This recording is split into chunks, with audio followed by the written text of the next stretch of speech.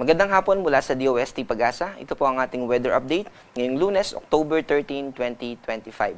Dito sa minomonitor natin na low pressure area na sa kasalukuyan ay nasa 2,115 kilometers east ng Southern Mindanao. Nasa medium chance po yung kategory nito sa kasalukuyan. Ibig sabihin, hindi pa natin nakikita na maging isang ganap na bagyo ito sa susunod na 24 oras. Pero beyond that, or after noong 24 hours na limit natin na yon, ay nakikita natin na mataas yung posibilidad na ito ay maging isang ganap na bagyo.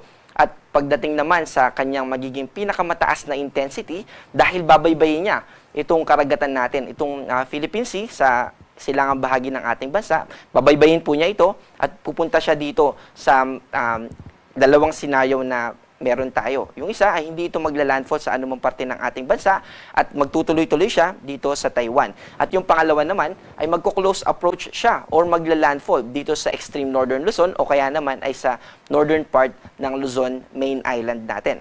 So kapag paglapit nito dito sa ating karagatan hanggang sa mag-cross ito, nakikita natin na yung pinakamataas na intensity na pwede nitong maabot ay severe tropical storm. Ibig sabihin nito ay yung tropical cyclone wind signal natin na pwedeng itaas, mainly dito sa extreme northern zone, ay maaaring umabot ng signal number 3. Pagdating naman sa magiging timing, ay nakikita natin na yung development niya, yung pinakamaaga na time na kung saan posible na ito na maging bagyo ay bukas ng hapon or gabi.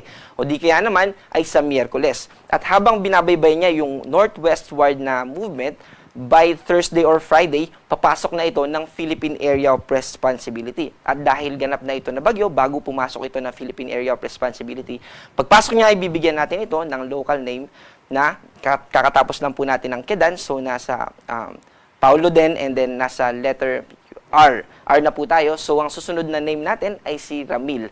At itong si Bagyong Ramil ay magtutuloy-tuloy dito at pinakamakaka-apekto po ito sa atin ay by Saturday, Sunday, and Monday. Habang binabaybay po niya itong northern part ng ating bansa.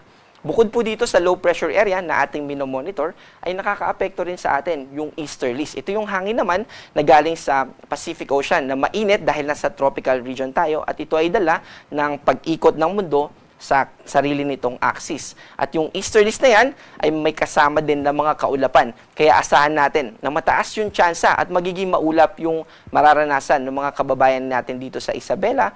Ganon din dito sa probinsya ng Aurora at sa probinsya ng Quezon at Camarines Norte. Dito naman sa Metro Manila, kanina ay meron tayong naranasan ng mga pagulan dahil po yan sa mga thunderstorms. At dito sa Metro Manila at sa natitirang bahagi ng ating bansa ay magiging mas mababa yung tsansa ng mga pagulan natin as compared sa mga binanggit nating lugar sa eastern part ng Luzon. At dahil po binanggit natin yung thunderstorm kanina na nakakaapekto sa Metro Manila, actually meron po tayong nakataas na nilabas natin kaninang 3:27 PM. So yung ilang bahagi ng Metro Manila ay nakakaranas sa kasalukuyan ng mga thunderstorm. Ganun din sa ilang bahagi ng Cavite, Batangas at Quezon. Ito po yung mga nakakulay violet dito sa ating map. At sa mga susunod na oras, sa next 2 hours ay makakaranas din naman yung ating mga kababayan dito sa Laguna, Rizal, Bulacan, Bataan, Pampanga at portions ng Zambales at Nueva Ecija ng mga thunderstorm activity. Ibig sabihin ay makakaranas po tayo ng mga pagulan kaya yung mga pauwi pa lang po sa kanilang mga tahanan ay huwag nating kalimutan na magdala tayo ng payong. Para naman sa ating magiging lagay ng panahon, bukas, malaking bahagi pa rin ng ating ng Luzon ay makakaranas ng mababang tsansa ng mga pag-ulan except dito sa probinsya ng Aurora at Quezon dahil magpapatuloy yung mga kaulapan na dala nitong easterlies. Agwat naman ng temperatura dito sa Metro Manila ay 25 to 32, dito sa Tagaytay ay 22 to 29 at sa Legazpi naman ay 24 to 31.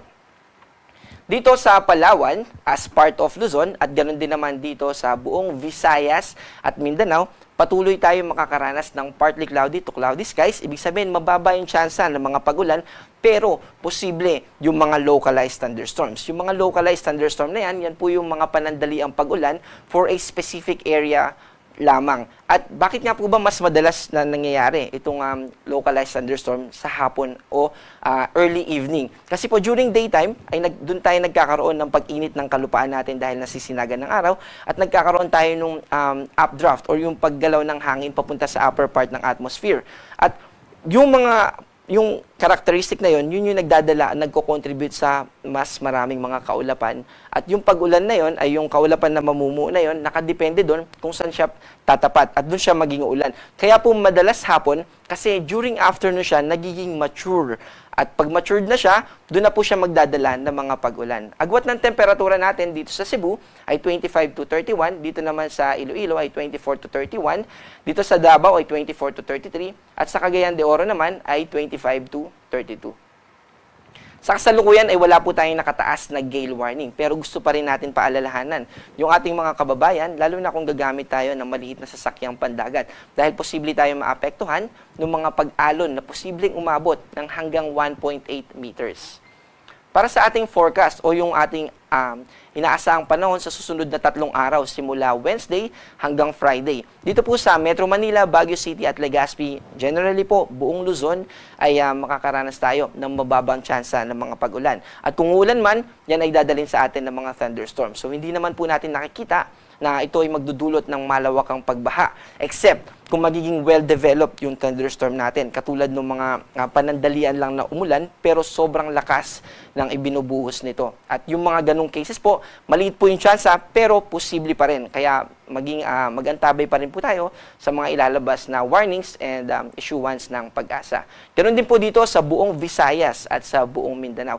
Makakaapekto po yung LPA sa atin by Saturday. At habang binabaybay niya yun, again, yung pinaka-critical na araw na makakaapekto sa atin, yung LPA na minomonitor natin ngayon, ay by Saturday, Sunday, and Monday. And yung mga binanggit natin na forecast kanina patungkol sa LPA, gusto po natin nabanggitin na posible pa po ito na magbago. Kaya mahalaga pa rin na tumutok tayo sa mga isusunod na i-release ng Pag-asa. Pero, dito sa tropical cyclone threat potential natin, maliwanag po na sinasabi nito na yung development ng low pressure area na maging isang ganap na bagyo ay nananatiling mataas. Yung likelihood po nito na maging isang ganap na bagyo ay nananatiling mataas. So yung pagiging ramil nitong low pressure area na ating binabanggit ay malaki. Talagang malaki po yung posibilidad.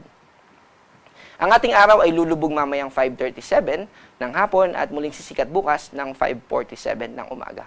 Ako po si John Manalo, patuloy po tayong maging updated at mag-ingat po tayo.